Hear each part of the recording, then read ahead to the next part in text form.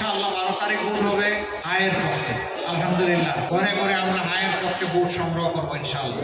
ন্যায়ের পক্ষে, সত্যের পক্ষে, আধিপত্যবাদের বিরুদ্ধে, ফ্যাসিবাদের বিরুদ্ধে। ফ্যাসিবাদ যাতে আর ফিরে না আসে এই জন্যই যারা ফ্যাসিবাদের পৃষ্ঠপোষক তারা বলবে না, আমরা যারা ফ্যাসিবাদ চাই না দেশবাসী বলবো ইনশাআল্লাহ দেশবাসীর হাই বিজয়ী হবে ইনশাআল্লাহ। 2 নম্বর, আমরা 11টি দল এক হয়ে আপনাদের খেদমতে এসেছি। আমাদের কোনো কায়েস নাই গদি অলঙ্কৃত করে, মানুষের টাকা চুরি করে, লুটপাট করে বিদেশে বিকম্পনা গড়ার আমাদের কোনো ইচ্ছা নেই। আমরা আপনাদের আমানতের পাহারাদার হতে চাই, চৌকিদার হতে চাই। যদি আমাদের উপরে আমানত দেন, আল্লাহ যদি হায়াতে বাঁচায় রাখেন, 5টা বছর আমরা আপনাদের চৌকিদারের দায়িত্ব পালন করব। অতীতে যারা নির্বাচিত হয়েছিলেন তারা দেশের মালিক বলেছিলেন, আমরা স্পষ্ট ঘোষণা করেছি আমরা মালিক হব না, ইনশাআল্লাহ আমরা সেবক হব। ঢাকা বিশ্ববিদ্যালয়ের ছেলেদেরকে যখন কাবু করে ফেলেছিল তখন 2টা জায়গা থেকে বিস্ফোরণ ঘটেছিল। একটা হচ্ছে প্রাইভেট বিশ্ববিদ্যালয় সমূহের শিক্ষার্থীরা, ছেলেমেয়েরা বের হয়ে এসেছিল। আরেকটা হলো মায়েরা তাদের সন্তান, কচি সন্তান তুলে নিয়ে রাস্তায় নেমে এসেছিল। এটা গোটা জাতিকে উজ্জীবিত করেছিল। আমরা মায়েদের কাছে ঋণী, আমরা ওই সমস্ত তরুণ তরুণী, যুবক যুবতীদের কাছে ঋণী।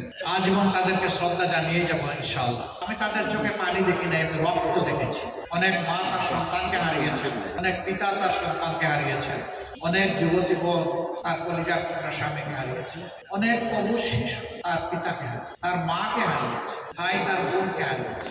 এইভাবে নারী পুরুষ শিশু বৃদ্ধ নির্বিশেষে মানুষগুলাকে খুন করে কাড়ি কাড়ি লাশে পরিণত করা হয়েছে। ছোপ ছোপ রক্ত দিয়ে গোটা বাংলাদেশের জমিনকে ভরে দেওয়া হয়েছে। বাংলাদেশ জামাত ইসলামের সব কেন্দ্রীয় কার্যালয় থেকে শুরু করে সবগুলা 13.5 বছর বন্ধ করে রাখা হয়েছে। আমাদের নিবন্ধন বাতিল করা হয়েছে, আমাদেরকে নিষিদ্ধ করা হয়েছে। এমন কোন জুলুম নাই যা আমাদের উপর করা হয় নাই। আমাদের নেতৃবৃন্দের ঘর দুয়ার বোলডোজারকে ভেঙে চুরমার করে দেওয়া হয়েছে। আমাদের যুবক ছেলেদেরকে ধরে নিয়ে তাদেরকে ইলেকট্রিক শক দেওয়া হয়েছে।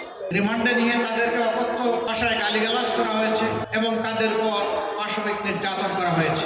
কান্নারত অবস্থায় হাউমাউ করে যখন বাঁচার জন্য আকুতি করছে, কনে তার মার সাথে লাগিয়ে দেওয়া হয়েছে। মা, আমাকে বাঁচাও, তোমরা এতটা টাকা নিয়ে আসো, তাহলে আমার জীবন বাঁচবে। টানা 10 মাস আমি আমার পরিবারের কোনো সদস্যের মুখ দেখতে পারিনি। অবস্থা শুধু আমার ছিল না, লক্ষ লক্ষ মানুষের ছিল। শুধু জামাতে ইসলামের নেতাকর্মীর ছিল না, বিএনপি সহ সকল দলের নেতাকর্মী। এই যে বীর মুক্তিযোদ্ধা, যুদ্ধের সূচনা লগ্নে তিনি চিৎকার দিয়ে সাহস করে সিংহের মতো গর্জন করে বলেছিলেন, ওই রিভল্ট, হে পাকিস্তান সেনাবাহিনী এবং শাসক, তোমাদের বিরুদ্ধে আমরা বিদ্রোহ করলাম।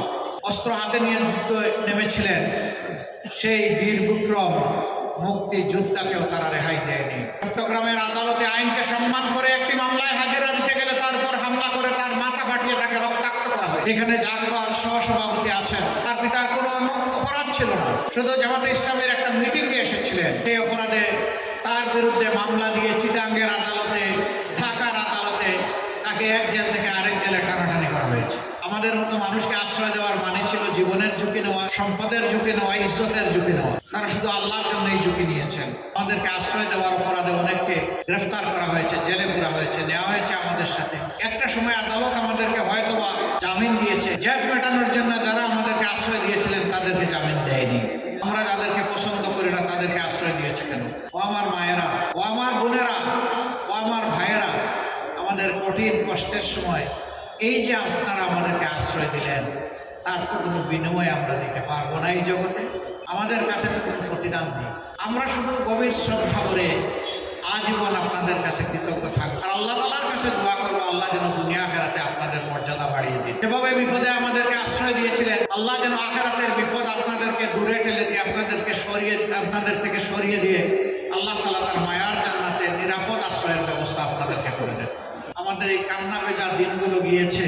আমাদের যে নেতৃবৃন্দ সমস্ত যোগ্যতা উজাড় করে সততার সাথে আল্লাহকে ভয় করে দেশকে ভালোবাসে, মানুষকে ভালোবাসে, এই দেশে সেবা খেদমত করেছেন, রাজনীতি করেছেন। জগতের সবচেয়ে নিকৃষ্ট অপবাদ তাদের বিরুদ্ধে দিয়ে তাদেরকে খুন করা হয়েছে। আল্লাহই হচ্ছেন মজলুমের প্রকৃত বন্ধু। আমরা শুধু আল্লাহকে বললাম যে আল্লাহ জনপদ থেকে জালিমদেরকে তুমি হটিয়ে দাও, কিন্তু কল্পনাও তো করিনি আল্লাহ তাআলা এরকম একটা সমাধান দেবেন।